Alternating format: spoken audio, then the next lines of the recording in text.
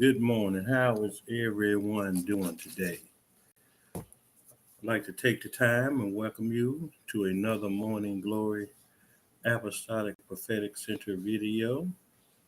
I am your host, Hubbard, and today we're going to talk about inconsistent consistency. Inconsistent consistency. Y'all know the word. And what God has been dealing with me this morning is that a lot of you lack the consistency needed to operate in the level of faith that is needed for this season. And the reason your faith is not at the level is because you're too inconsistent with being consistent. A lot of you are not even consistent in your own well-being. We put too much you put too much stock in how people see you and how people perceive you and how people react to who you are. So it's nothing wrong with having nice things if you can afford them. There's nothing wrong with wanting to look nice if you know what looking nice is.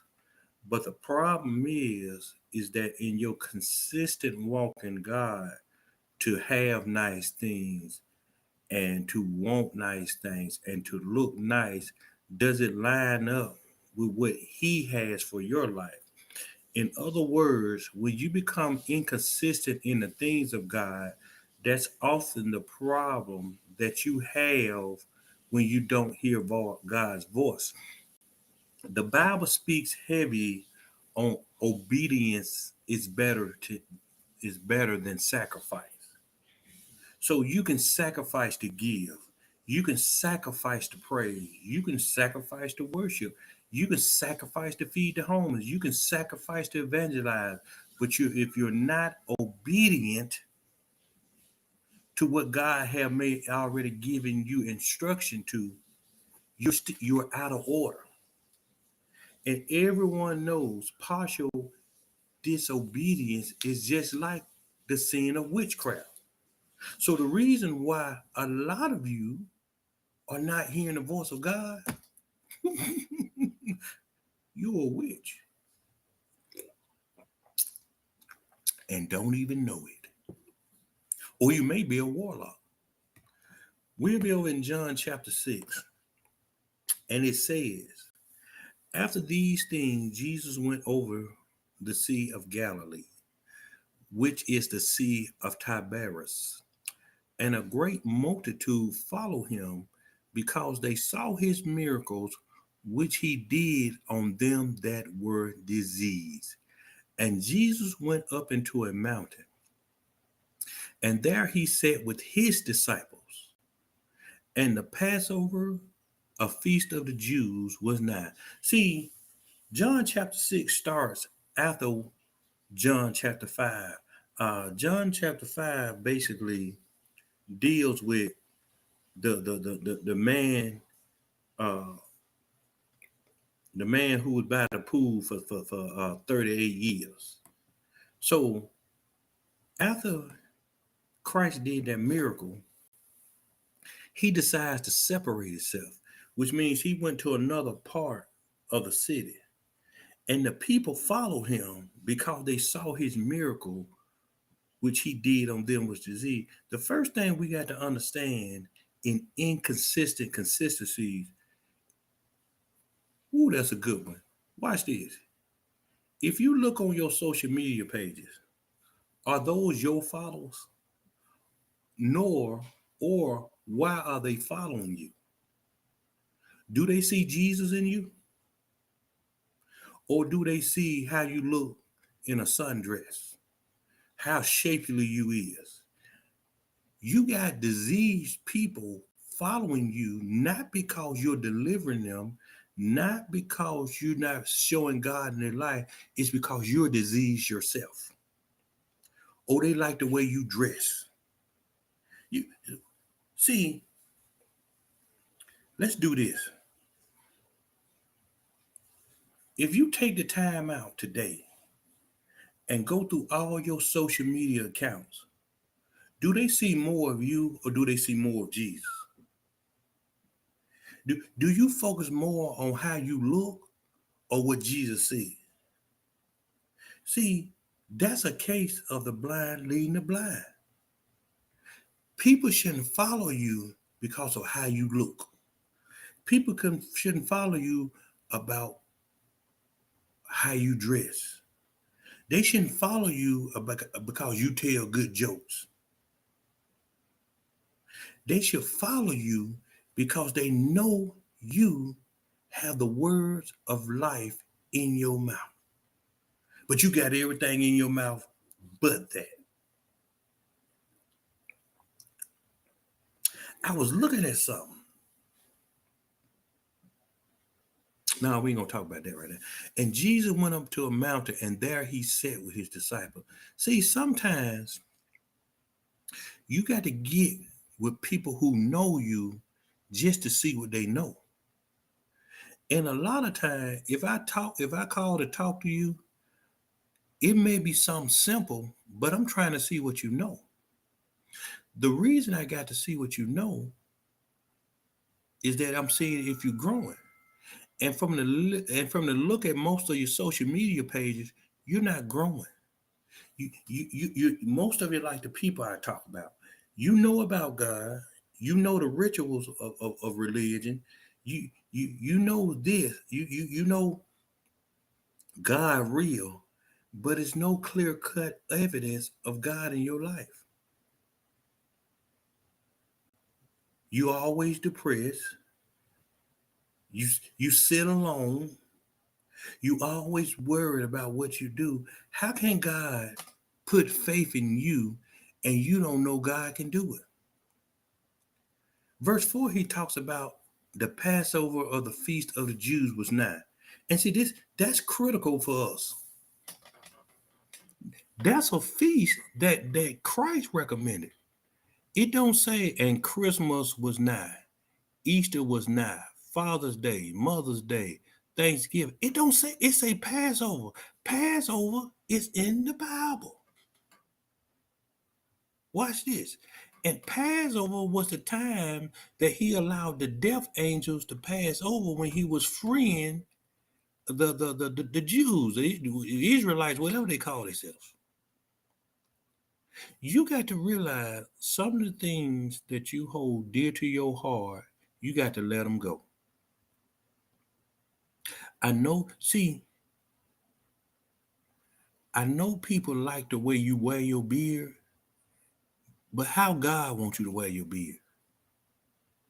I know people like the way you color your hair, but did God tell you to color your hair? See, we do things because we want to do it, and not once we never ask God, can we do it?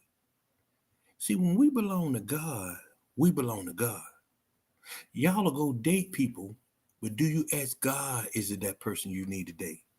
Nope, because you're looking for a six-pack, six-figure, and at least, a few inches. You know what I'm talking about. But if you have no relationship with God and you inconsistent in the things of God, how do you know God is bringing these things to you? Verse 5, it says, when Jesus then lifted up his eyes and saw a great company come unto him, he said unto Philip, when shall we buy bread that these may eat? And this he said to prove him, for he himself knew what he would do.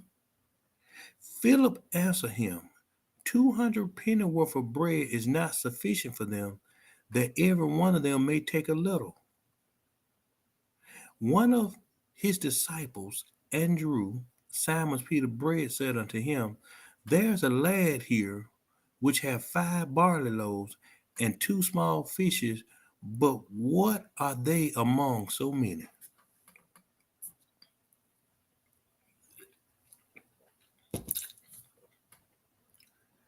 Jesus asked Philip a question, not that because scripture says he didn't know the answer. See, Jesus always came to a point that he tested his disciples' faith. Notice they've been around Jesus all this time. He did all these miracles. And then when Jesus tried to test his faith, he said, where should we buy bread that they may eat? Philip said, $200 worth ain't enough. See, when Jesus the bread of life, you got to know what you eating on. And for you to sit around people and you see they hear God, you see things they spoken to you come to pass, you see they give you insight on your revelation, why do you still doubt who they are? See, what Jesus proved, you can have people around you that don't even know who you are. Because they'll eat what's good for their spirit, but they'll throw up what's good for their flesh. So when I start talking about things that irritate your flesh, oh, y'all buck up then. Oh, you got something smart to say. You go on Facebook and you talk that talk. We don't care about that. I oftentimes sit and laugh. I say, look at them dummies. Because when you hear God, the voice of God, the Bible already told us opposition gonna come. You got to remember, it wasn't the people that killed Christ. It was the religious folks. So we know y'all are killers. And it's a shame. And I say it to this day, like everybody else. Black people and church folks are the only ones that kill their own. Kill their own. Because you don't want to change. But now you want to go on a fast. You want to pray to God. You want God to hear you, but you inconsistent in your faith in God. Then Andrew had the nerve to butt in. He said, hey, it's a man here, a little lad. He got 5 barley loaves and 2 small fishes. But what are they? Why run with a crew who doubt what you can do? Why? Y'all see, the reason I got to preach these kind of messages, the reason God said the messages are changing is because y'all been sitting around, we'll just use me. Some of y'all been sitting around me for 5, 10, 15, 20 years. And I see not one growth in you. You talk the talk, you walk the walk, but every time I talk to you, it's, well, I don't know how to do this. I ain't got this. I ain't got that. I pay attention. We can't sit around and babysit people who refuse to grow. We can't sit, well, my fault. It's not we. I can't sit around here and babysit 50-year-old God believers. You ain't got no power. You ain't got no consistency. You ain't got no, cause let's be for real. I watch people. Why you sharing everybody's status with revelations and you can't give your own? Or if you do give one, it's every now and then. A relationship with God breeds consistency. Don't y'all know how consistent I come over here 2-3 times a day and give you a revelation? That's because I have a consistent relationship with God. You'll give a revelation today. I might not see another one till 2 or 3 months down the line. You inconsistent. That's why your prayer ain't being answered. Because somewhere you stop believing in God and you start worrying about your situation. We ain't got time for that. That's why I kept saying, why God got to keep proving himself to you? Even in the situation I was going through, I was worried a little bit, but God had to say something to me. He said, you done been here before. So when I realized what was going, oh, I have been here before. Which means, okay, God, I'm waiting on you to bless me. Y'all get in the same place. Oh, I ain't got enough to do this. How I'm gonna do that? Why you keep losing faith in God? See in judgment season, and I'm glad I didn't tell you earlier before it started. In judgment season, God is not going to prove himself to you. Because just as there are judgments for wrong, there's judgment for right in his life, which means he's looking to see, can he bless you? And when he judge your faith, if your faith like a mountain, if your faith like a roller coaster, I can't bless them how they want to be blessed because they ain't gonna know what to do with it because they're not consistent in me. Remember I said, when God bless people, especially financially, he ain't blessing you to go get no house, no Maybach, no Balenciaga, no Amari. He blessing you so you can bless the kingdom. But you know what y'all do when y'all get y'all money? Where I'm going to eat it. Let me go buy this. Let me go buy that. He can't even trust you with your $2,000 a month. How he gonna give you $20,000 a month? If he shows you ain't consistent in $400 a week, how he gonna let you make $4,000 a week? And what's wrong with a lot of y'all? You giving outside your sphere of influence.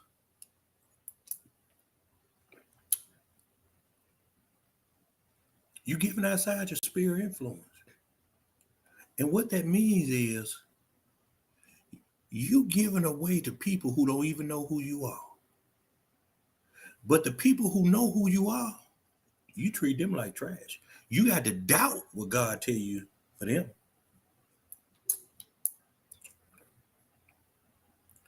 So what you got that you think ain't enough? It ain't enough because you ain't got faith in what you got. See, verse 9, you see what Andrew did? He took the pressure off of his brother for not knowing the answer, and he put it on a stranger who had the answer. Y'all running around here sharing statuses and posts. Watch this. I'm gonna tell you how dumb I know some year, and I understand why he called you dumb sheep. A lot of things on my social media posts I don't agree with, but I put it on there to see who would take it and share it. That shows me you ain't got no relationship with God. I do it on purpose. Because when you got a relationship with God, no matter who you follow, what you believe, if you don't believe in something they do it, you don't do it. You just do it because you seen they do it. Gotcha.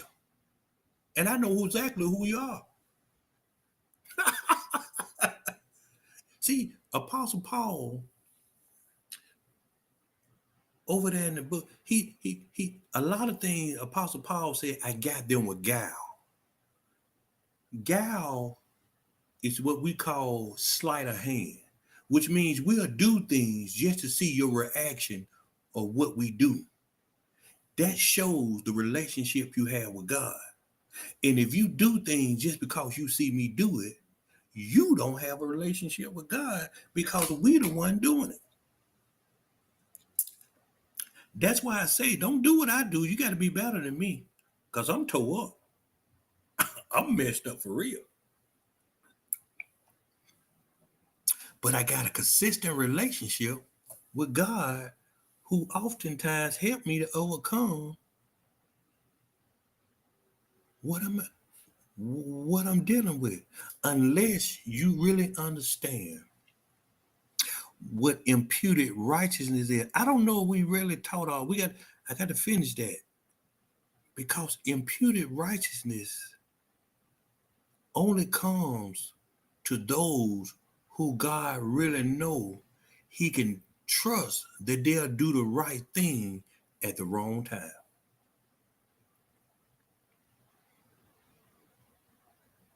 It's sad for people to know who you are, believe in who you are, but at the same time have no clue who you are. That's what they did. He done made the blind see. The man that was 38 years at the pool, he had him up walking. And here he comes, something as simple as feeding people they didn't believe. Verse 10. I was in Birmingham. I got to back up to tell the story.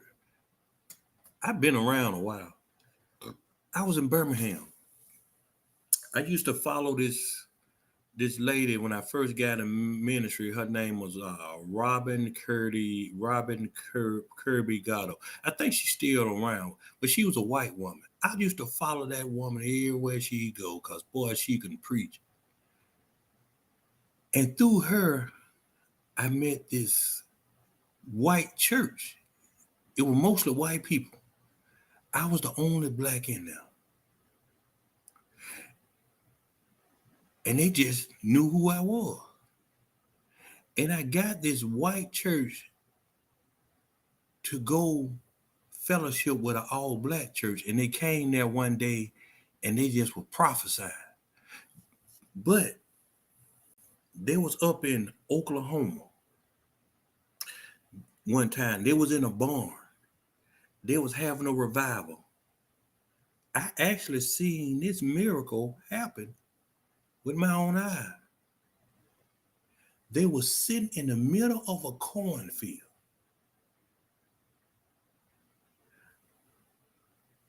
It was, what's the name of that bread they had out there?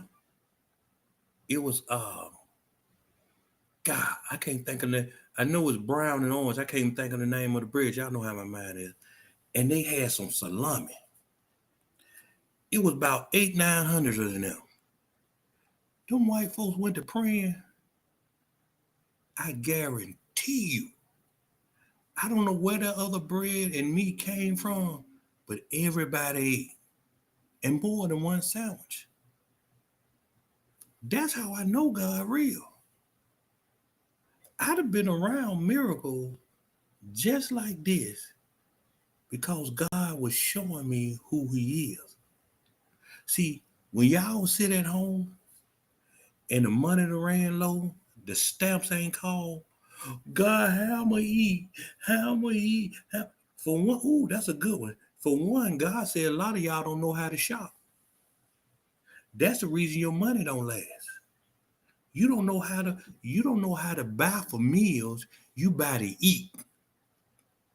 See, when you buy for meals, you get what I'm saying? You some of y'all go to Costco. Down here, we like Sam's. When you go in there, you buy that 10-pound bag of hamburger, thing of hamburger meat. You know what you got to think in your head? Spaghetti, nachos, and sandwich. That's 3 meals right there. You know what y'all go get? Y'all go get it and put it all in the spaghetti because you like medium spaghetti. You got to learn how to shop. That was a good one, God. Y'all see how he be dropping down that wisdom? That's because you got to have a consistent relationship with God to hear his voice. You don't know how, that's why your money don't last. Y'all don't know how to shop for meals. Stop shopping to eat and shop for meals. Every meat you buy, you got to at least know you're going to make 2 or 3 meals out of that meat. And okay, he said the reason he telling y'all that because food getting scarce. Y'all see they around here making that fake meat. Y'all seen that fake watermelon they had at Walmart? They squeezed that stuff. It was like jelly. The fruit don't have no taste. You barely can get a good watermelon. That's why ain't no need of going to Costco and Sam's and buying all this stuff in bulk and you don't even know how to separate it into meals. So that's why you're gonna get your taco shells, you know what I'm saying? You're gonna get your spaghetti, and then you get you a can of that. I don't care who he is, a can of sandwich is always good, huh? And if you really down from the trenches, a box of that hamburger helper always good now. I used to live off that when I was a bachelor. I had every kind of hamburger helper they made because I wasn't cooking that. I'm gonna brown this ground beef. One, I was a one pot man, and that sometimes lasts me 2, 3 days. And Jesus said, "Make the men sit down." Now there was much grass in the place, so the men sat down in number of about 5,000. And Jesus took the loaves, and when he had given thanks, he distributed to the disciples, and the disciples to them that were set down, and likewise of the fish as much as they would. When they were filled, he said unto his disciples, gather of the fragment that remain, that nothing be lost. Notice Christ never answered their unbelief. See, that's why when y'all say something to me, I don't answer it. That's your unbelief. I know what Christ can do. So for me to give an audience to your unbelief, that breeds unbelief in me. So when you say you don't know how God gonna do it, I don't say nothing. I might say God can do it, but in your mind, you still saying God ain't gonna do it. So why should I give my faith to a person who don't have faith? Why y'all think when I come on here, see, you don't know how important a relationship with God is. You don't understand prayer is the food to God. That's like intimacy. Why you think I don't start my lives praying? Why you think I don't end my lives praying? Because I don't know your relationship with God. So why should I pray a prayer for you to connect with my faith and you ain't got none? You think I come on Facebook, where the prayer warriors at, pray for me? Have y'all ever seen me do that? Even when I was going through the divorce, what was my instruction? Don't pray for me. No, don't pray for me. Number one, I understood what God was doing. Number two, your faith was shaking. And people with fake shave releases emotional prayers.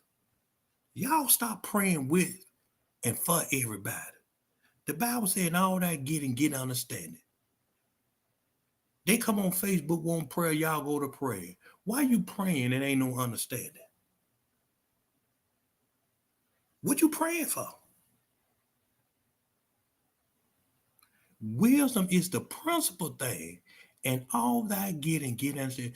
If you ain't wise enough to know what goes on in a people's life, why you praying for God to answer your life? And the reason why a lot of y'all prayers are not being answered is because you fighting God. You see, notice Jesus knew what Andrew gonna say. When you got a leader, a mentor, a prophet, or whoever you listen to for spiritual enrichment growth, oftentimes they know what God about to do to you. So why would God tell me to pray for your situation when I know God is using your situation to grow you?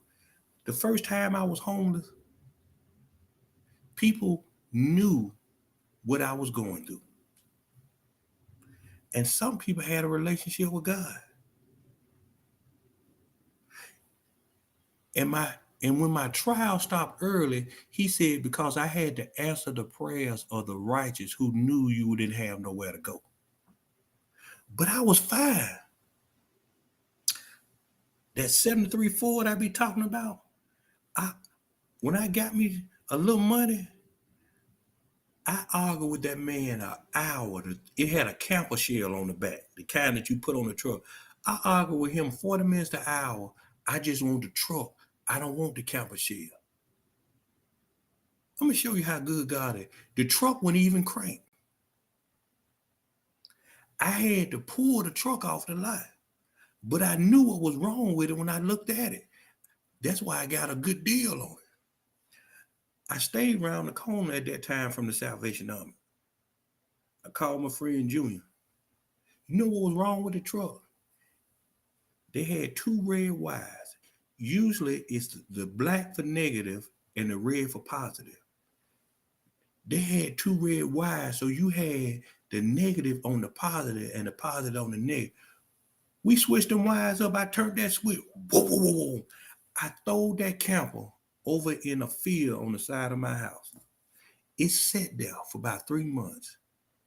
Guess what? I ended up living in the same camper that I didn't want. See, you got to know. See, that's why you can't discount what people go through. So I'm living in the camper, and one night I'm trying to read my Bible. Y'all have heard the story before. If you ain't, you're going to hear it again. Somebody didn't hear it. And I said, dog, God, I wish I had some light. He said, make you some. He said, open that panel. I opened the panel, and I seen some wires in there. He said, go get the battery out your truck. I went and got the battery out of the truck. He said, put that one right there. That darn camper lit up in the middle of the field. Now, all the neighbors are looking because they think I got a stitching car going through there. Dietrich, how you got, I never said nothing. How you got lights in here? How you got lights in there? I was just sitting there laughing, reading my Bible. I said, God turned the lights on. And when I left, I took my battery out and my lights went off. See, stop praying for people and you know their situation. Had a friend selling cookies. She was a good cook. Her phone was off, so she was selling the cookies to pay her phone bill. I bought the cookies, not me no harm. Well, I help her out. She ain't asked for money. She baking cookies. I bought them cookies. You know what God told me? Why you buy them cookies from her? You didn't ask me. He said, I wanted her to lose everything she had. That's why a relationship with God comes in. And a lot of y'all going through trials, wondering why people ain't supporting you. The people that you know hear God, it's because they know what God doing in you. So here, he made them sit down, which means God positioned them to sit in a place that he knew they was going to get fed. A lot of y'all ties up in certain ministries, but because of blind obligations, friendships, that's my day one, that's my friend, you sitting at a place that no longer feeds you. Or they feeding you, but what they feeding you is not growing you. I had people learn more about who they are in 2 days than some of y'all been sitting in these churches for 10 years. Because we after the individual. I don't need a crowd. I never have a crowd. So when prophets be prophesying to Brother Hubbard, I see you having big churches and this and that. I know they lying because God know I hate crowds. And he already told me that wouldn't be me. But what you see me do is that the people I teach have big crowds. You know why? Because I don't be wanting to be in the spotlight. But because he can't trust nobody, guess who got to talk? Me. So why are you behind? It's a shame to do everything that God leads you to do and you still don't have no growth in you. It's because you're not doing it by faith, you're doing it by flesh. But it's a good one today. Ooh. And Jesus took the loaves. And when he given things, See, the reason some of y'all losing y'all relationships, your marriages, let me tell you a secret. You don't put Jesus in it, or God for that matter. A lot of you did things because you wanted to do it, because you was in a rut, because you didn't understand. And the worst thing you can do is to challenge, dismiss, or belittle something God had to allow to happen because you couldn't understand why it happened. You know, it's amazing how people be in love, but when they don't want it no more, you see how much hate come out of y'all. I'm talking about y'all. Ooh, y'all. And boy, you women sometimes, boy, y'all see some nasty stuff.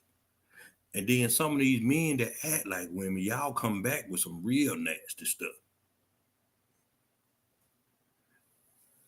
Do you know in a breakup, your hate is more intense than the love you shown in a relationship?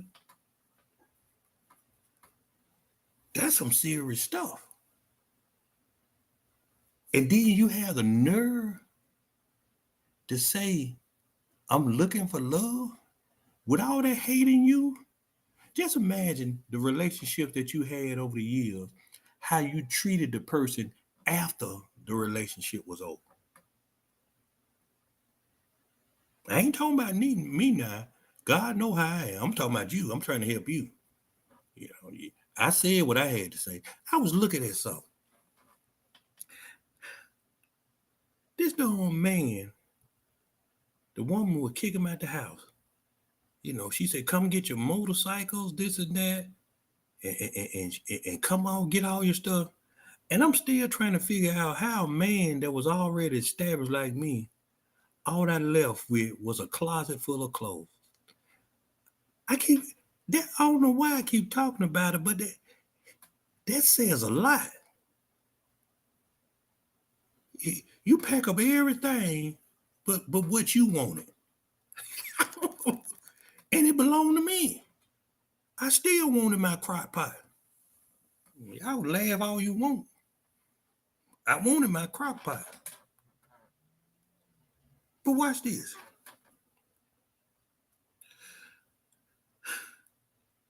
When most marriages go wrong, you don't thank God for the disagreements because you never can come to an agreement. And when you can't come to an agreement with a disagreement, that's why you think a person gonna hurt you all the time. That's why you can't never get over what that person done to you, because you voiced the disagreement, but you never came to agreement to disagreement. And that's a lie from the devil in hell to say, let's agree to disagree. Not when you got the Bible, not when you got God that give you every answer you need. When you say stuff like that, what you saying, I don't want to deal with it because I ain't got the answer. You don't want to look dumb. You'll never hear Brother Hubbard saying, let's agree to disagree. No. The Bible says, any man lack wisdom, ask God. He give it unabridledly, which means he give it without measure. It's because when your arguments, they in the flesh, they're not of God. That's why y'all never come to an agreement. That's why some of you sitting there suffering, because you thought you was right and you was all wrong. He distributed to the disciples, and the disciples to them that were set down. Notice how the blessing got passed down. It's a shame that the people that didn't have faith in God, following God, were still, well, let me back that up. It's a shame the people that was following Jesus, had access to Jesus, that didn't believe in Jesus, still had access to the blessing that Jesus gave. But watch what he did. They didn't believe him. So he had to put it in their hands to give to others first. See, when I get paid, I don't think about bills. I said, God, what you want me to do? That's why that's why I can't count my money. The last time God told me I'm gonna take care of you, I was staying over in Stone by Stonecrest Mall. And he said, don't count your money you get. I messed around and counted it because I got cocky. Man, I was broke for 6, 7 months. I had to call my friend to just to buy me some bologna, some cereal, some bread. Man, I was broke for 6 months. I said, okay, God, I learned my lesson. But watch what I do. See, y'all get y'all money. The first thing you worry about for some of you, how much I'm going to save. See, then you go pay your bills. For some of you, you go pay your bills. You never say, God, what you want me to do. See, the reason you're struggling now, because you don't give God what's his. Notice I didn't say tithing. I said, ask God. Because if you believe God for your job, if you believe God for your finances, if you thank God for your job, if you thank God for your finances, why is God the last one you talk to when you ain't got enough to do what you want to do? Ooh, that was good there. I know you're getting offended, but it's the truth. Inconsistent consistency. This May, some of y'all already, what it is, May 10th? My mama's birthday coming up. Let me ask my brother when her birthday. Some of you 10 days behind on your miracle. You know why? Because you don't know that you're inconsistent. But I'm telling you, you're inconsistent. And you got to wonder why you inconsistent is. And most of you inconsistent when it comes to the financial realm because you still think about yourself. When they were filled, he said unto them, gather of the fragments that remain, that nothing be lost. A lot of y'all wasteful. Do you really need that large Vante cappuccino? Do you really need them Amari jeans? Do you really need that $500 hairdo? See, the reason God ain't giving some of y'all more is because you wasting what you got. That's why you ain't in there. And for some of y'all who ain't wasteful, you too careful. See, sometimes you can be too careful of not making a mistake in God that you miss what God wants you to do. So what we talking about today is that you're inconsistency, and that's why a lot of you are struggling hearing the voice of God. See what I'm saying? Because watch, see, I taught y'all last night. You got to pay attention to what's going on because for many of you, your finances is going to come through your gift. So instead of saying Brother Hubbard looked good with all that pink on, you should say, well, God, why did Brother Hubbard got pink on? Because spiritually, pink represents love, compassion, and inner peace. A lot of y'all ain't peaceful on the inside. A lot of you not showing love, and you certainly don't have compassion because you inconsistent when it's showing it to yourself. See, sometimes you just got to just do it. You know what I'm saying? Because for a lot of you, 3 strikes and you out. And that's why I got the Adidas hat on. You got to learn to read prophetically what a person does. I'm going to throw this out here.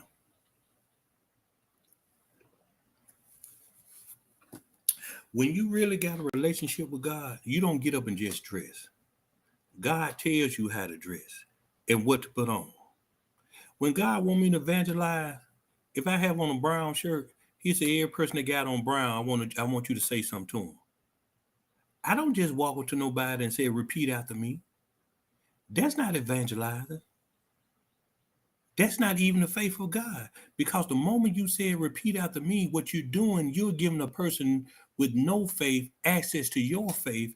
And oftentimes that's why they don't laugh in the church, is because you giving them your faith and they don't have the faith to believe God like you do. So you get them in there and they trying to stop smoking, they trying to stop sexing, and it's too much for them and they run back in the world. I know they taught y'all the Roman road, but it's wrong. The Bible says you come to God when Jesus draw you. Notice the woman at the well that we was talking about. That's how you evangelize. You tell a person what's going on in their life, and when you tell the person dark secrets of their life, that's when they come running to God. You don't tell them repeat after me, because some of your faith ain't no good. Don't allow people to access your spirit in immaturity. But you know what? Do what you want to do. I ain't got nothing to say. I'm just gonna find me something to eat.